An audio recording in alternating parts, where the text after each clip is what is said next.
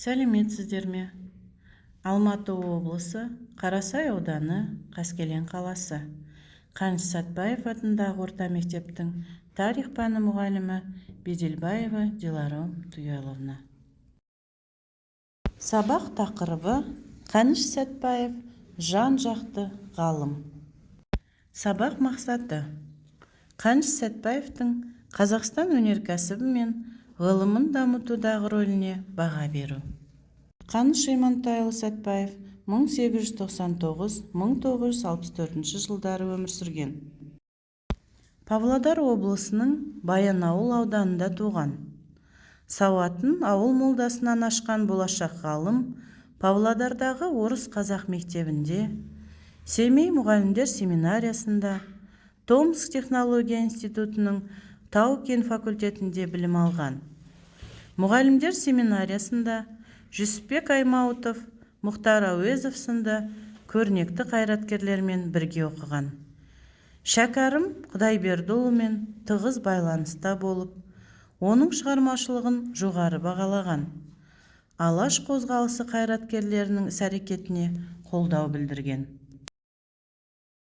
Қаныш Сәтбаевтың таңдаған мамандығы кен барлаушы, геолог болса да, осы оқу, қызметте жүру оны өнер мен әдебиеттен ешқашан алыстатқан емес. 1926 жылы Мұхтар Әуезовтің «Қазақтың соңғы ханы» Кенесары туралы пьеса жазып жүргенін естіп, хат арқылы оған өзінде бар көптеген тарихи мәліметтерді жазып жібереді. Ел ішінде айтылып жүретін, хатқа түспеген тарихи жырларды, аңыздарды хатқа түсіреді. Жер қойнындағы кен барлау жұмысын бұрынғы тарихпен байланыстырып, ежелгі қазба орындарын, жер астындағы қирап кеткен көмілген мекендердің археологиялық жағдайы туралы да мақалалар жазады. Сәтбаев ғылыми зерттеулер мен практикалық ұйымдастыру қызметін шеберлікпен ұштастырды. 1940 жылы Қазақстанның 20 жылдық тойына байланысты Жезқазған кен байлығын жүзеге асыру жолындағы үлкен еңбегі үшін сол кездегі ең жоғары құрмет Ленин орденімен марапатталды.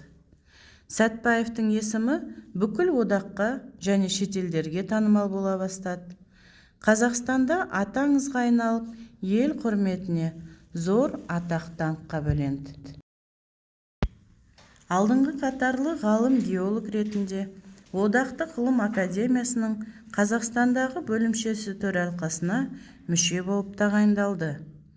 Қазақстан үкіметінің аса маңызды, әсіресе индустриялық дамудың негізін қалау жөнінде жүктеген міндеттерін абыроймен ақтады. Қаныш Имантайұлы геологиялық барлау жұмыстарымен ғана шектелмей, геология ғылымының барлық саласы бойынша жұмыс жүргізді. Жаңа технологияны пайдаланып, ғылым мен нақтылы істің бірлігін ұштастырып, сан салалы геологиялық қызмет жүйесінің негізін қалады. 1941 жылы Қаныш Сәтбаев Алматыдағы геологиялық ғылыми зерттеу институтының директоры болып тағайындалды.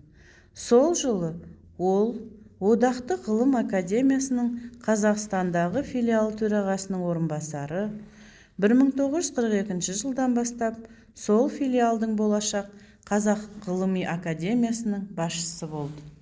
Қаныш Имантайұлы Сәтбаев тамаша мінез-құлқымен де, өзінің сұлу тұлғасымен де ерекше дараланатын.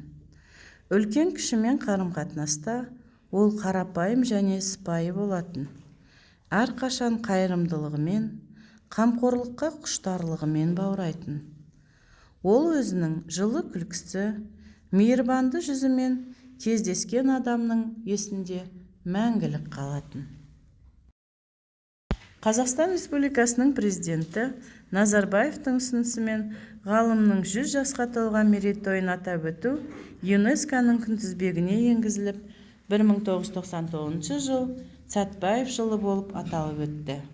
Назарларыңызға рахмет, сау болыңыздар.